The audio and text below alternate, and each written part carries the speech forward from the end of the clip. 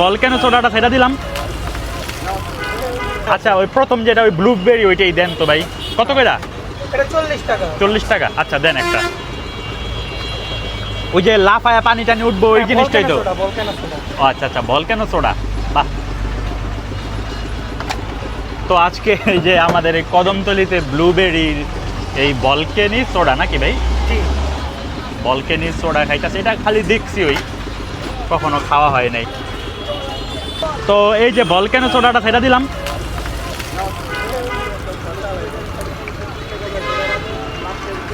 আমি ছাড়ছি সব পয়রা গেছে, খাইতে পারলাম না তো।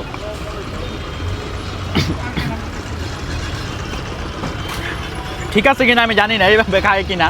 ঠিক আছে ভাই, খাওয়াটা